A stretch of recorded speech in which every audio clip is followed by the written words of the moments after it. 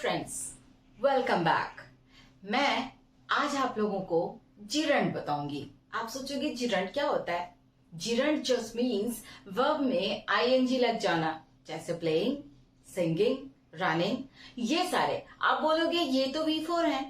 Obviously friends, ये V4 हैं, लेकिन जब ये V4 नाउन के जैसे एक्ट करते हैं तो हम इन्हें जिरंड कहते हैं। अब नाउन के जैसे एक्ट करने का मतलब, नाउन क्या क्या काम करता है किसी सेंटेंस में? नाउन काम करता है सेंटेंस में सब्जेक्ट के जैसे। सब्जेक्ट के जैसे मतलब वो सेंटेंस में काम करता है।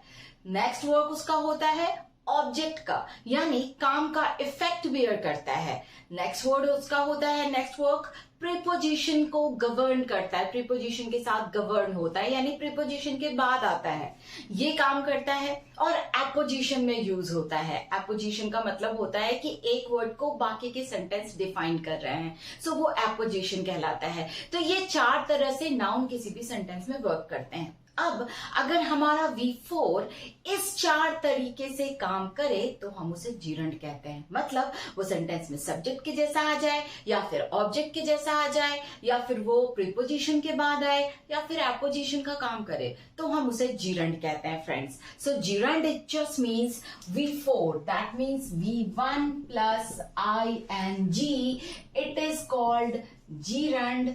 और जिरंड का मतलब होता है नाउन। ये कंसेप्ट आपका क्लियर होना चाहिए कि जब VING नाउन के जैसे एक्ट करे तो हम उसे जिरंड कहते हैं।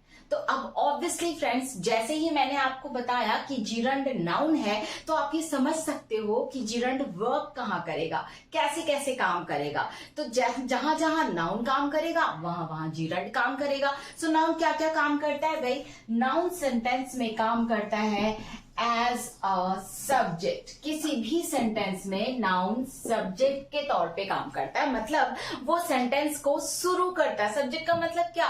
शुरू करने वाला, जो सेंटेंस को शुरू करता है। So we are just talking about V4 कि सेंटेंस में V4 शुरू में कैसे आता है। आप सारे लोगों ने मैक्सिमम देखा होगा, smoking is injurious to health. ये टैग तो सबको पता होगा, smoking is injurious to health. क्यों कहा गया भाई? स्मोकिंग पहले क्यों आ गया?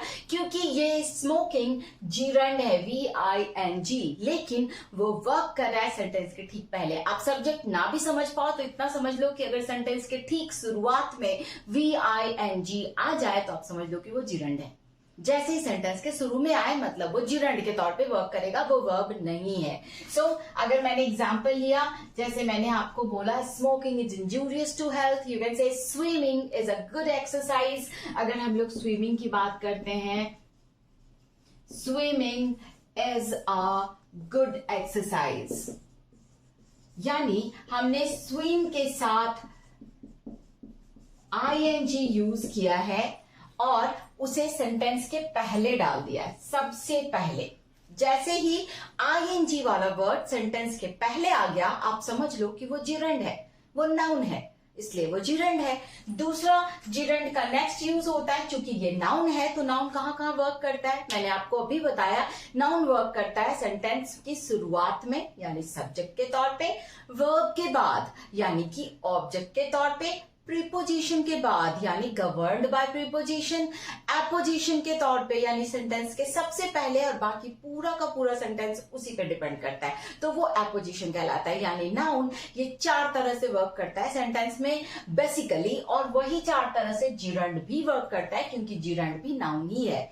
VING नाउन के जैसे एक्ट करे तो जिरंड है, तो जहां जहां नाउन वहां वहां जिरंड। तो मैंने अभी आपको बोला एज अ सब्जेक्ट। सब्जेक्ट का मतलब सेंटेंस का फर्स्ट वर्ड जिरंड होना चाहिए। So this is swimming, ING, swim में ING लगा हुआ मतलब ये जिरंड है। और अगर हम लोग आगे बढ़ते हैं, इसका दूसरा फॉर्म यानी as an object. Gerund object के जैसा कैसे वर्क करता है? सो एज एन ऑब्जेक्ट हमें देखना है इसको। ऑब्जेक्ट का मतलब क्या?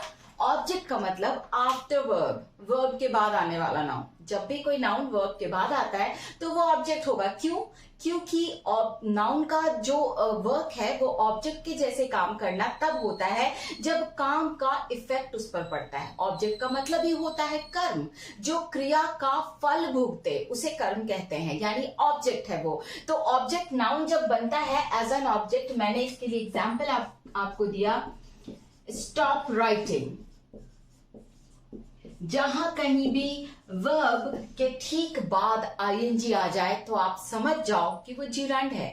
वर्ब के ठीक बाद स्टॉप, रुकना, रुको, राइटिंग, लिखना। सो इट जस्ट मीन्स कि आईएनजी का इस्तेमाल यहाँ ऑब्जेक्ट के तौर पे किया गया। तो जिरंड का पहला यूज है एज अ सब्जेक्ट, दूसरा यूज है एज एन ऑब्जेक्ट। ऑब्जेक्ट हमेशा वर्ब के बाद आता है, याद रखना फ्रेंड्स। ऑब्जेक्ट पहले नहीं आता, पहले सिर्फ वो पैसिव वॉइस में आता है, अदरवाइज वो सेंटेंस में वर्ब के बाद आता है। नेक्स्ट जो मूव है हमारा जिरंड का, वो हम लोग देख लें। जिरंड का थर्ड यूज होता है आफ्टर प्रीपोजिशन या गवर्न्ड बाय प्रीपोजिशन। हमने लिया आफ्टर प्रीपोजिशन, यानी प्रीपोजिशन के बाद, क्योंकि हमें पता है कि नाउन का इस्तेमाल प्रीपोजिशन के बाद होता है और जिरंड नाउन के जैसे ही वर्क करता है। सो अगर मैं एग्जाम्पल लूं that it is I am fond of teaching, यहां मैंने टीचिंग जिरंड का इस्तेमाल किया है और ऑफ प्रीपोजिशन का इस्तेमाल किया है, यानी आफ्टर प्रीपोजिशन, ये प्रीपोजिशन है, प्रीपोजिशन के बाद टीचिंग का यूज किया गया। This is the third use. अगर हम जिरंड के चौथे यूज की बात करें then it is just apposition. Apposition के बारे में मैंने आपको पहले भी बताया, मैं आपको फिर बता रही हूं। एपोजिशन एक्चुअली वो होता है जिसमें एक वर्ड को पूरी तरह से डिफाइन करता हुआ सेंटेंस होता है, यानी पहले जो कुछ दिया गया है उसी के बारे में जब हम बात करते हैं, कोरिलेट करते हैं, तो वो एपोजिशन कहलाता है। ये मैं आपको समझने के लिए बता रही हूँ। सो ट्राई टू अंडरस्टैंड कि एपोजिशन है क्या। एपोजिशन का मतलब ही है एक वर्ड मैंने दे दिया और उसको डिफाइन करते हुए मैंने बाकी के सेंटेंसेस को कंप्लीट किया। So that is called apposition. जैसे मैंने एग्जाम्पल लिया, fencing, fencing is an art taught in this school.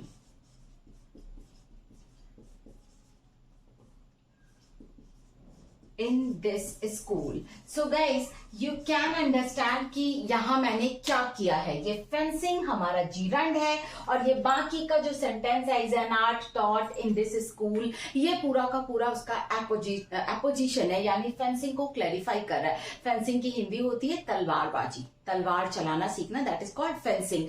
तो ये फेंसिंग और उससे रिलेटेड ये सेंटेंस इसका एपोजिशन को क्लियर करता है। इस तरीके से हमने देखा कि जिरंड का 4 तरीके से इस्तेमाल हो सकता है, क्योंकि नाउन 4 तरीके से बेसिकली यूज किए जाते हैं।